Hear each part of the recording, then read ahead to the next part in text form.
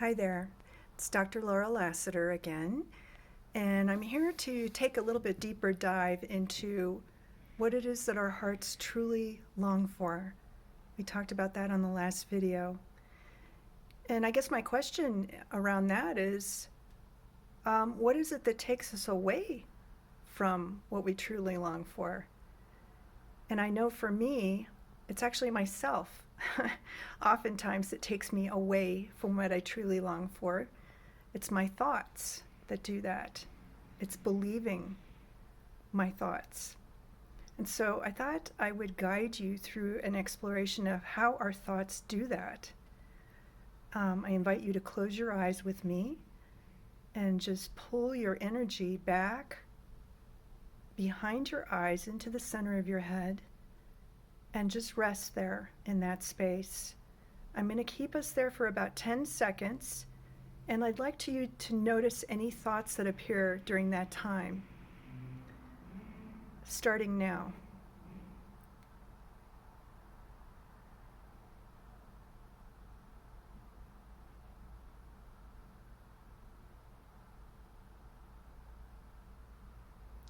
And if you manage to go 10 seconds without a thought, kudos to you.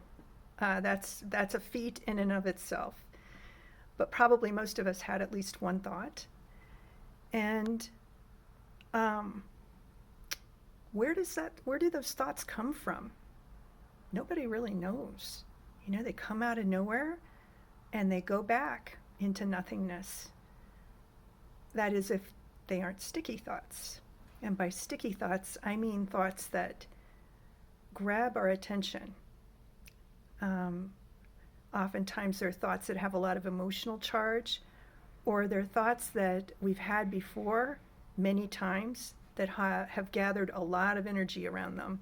They become kind of automatic, and we've bought into them.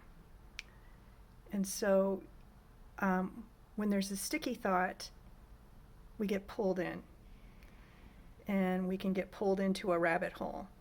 We can spin out into stories that aren't true, that take us on a ride, and can lead to a lot of distress. So it's important to see that we don't have to do that. It's important to see when we do that, and to notice that we're actually the observer of our thoughts. And if we can get some space between us and our thoughts, we have more choice about where they can take us. They can't fly under our radar when we bring more awareness to them.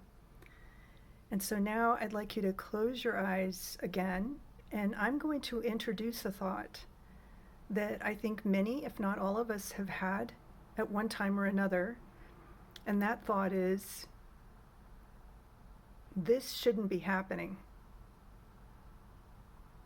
And I want you to notice how that lands in your body. I'm going to say it again. Notice how your body reacts when I say this. This shouldn't be happening. Okay, for me, I feel my facial muscles tense up. I feel myself frown slightly. I feel my breath get shallower. I feel my muscles tense. And I don't feel very good.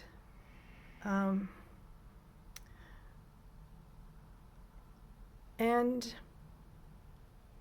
the next question is that thought even true? Is it true that whatever it is shouldn't be happening? And you might say, absolutely it's true. It shouldn't be happening. But I want to challenge you on that and get you to go a little bit deeper with the questioning and ask, is it absolutely true? Because oftentimes we tend to think in black and white. And, there is a gray zone. And so can you think of a scenario where whatever it is that you think shouldn't be happening actually should be happening? And if you were a lawyer arguing a case for why it should be happening, or you were on a debate team, can you think of any arguments you could use for why it should be happening? And how did you feel in your body when I said that? How do you feel right now? I'm going to say it again. This shouldn't be happening.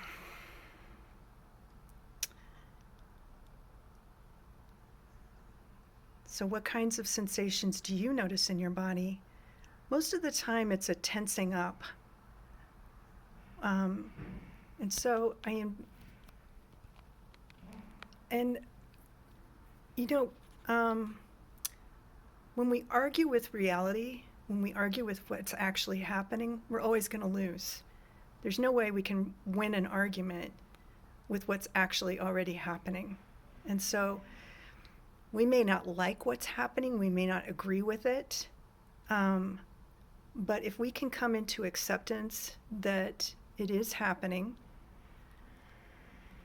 then we can respond from a place that isn't as reactive and isn't as angry and isn't as likely to elicit a negative response from the other side.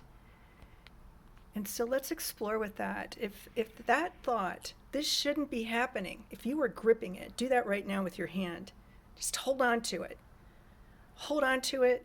You believe it. You're not going to back down. Notice how much energy you're expending to hold on to it. My hand is actually starting to cramp up. And now just open your hand and release the thought. And notice how that feels in your body. Don't you feel more relaxed? Don't you feel more peaceful? So we always have a choice about whether we're going to believe our thoughts. But that starts with noticing them, bringing awareness to them, and then noticing whether they're arguing with reality and realizing that we're not going to win that argument, and then making a choice for what we're going to do from there. And I would encourage you to use this process frequently to start to change your patterns around believing your thoughts, because we aren't our thoughts. And once we notice them, we have choice about which ones we're going to give power to, which ones we're going to believe. And the inquiry that I just led you through was created by someone named Byron Katie. It's called The Work.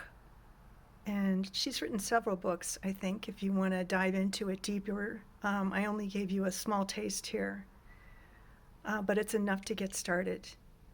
And I hope that doing this will bring you more peace. Thank you.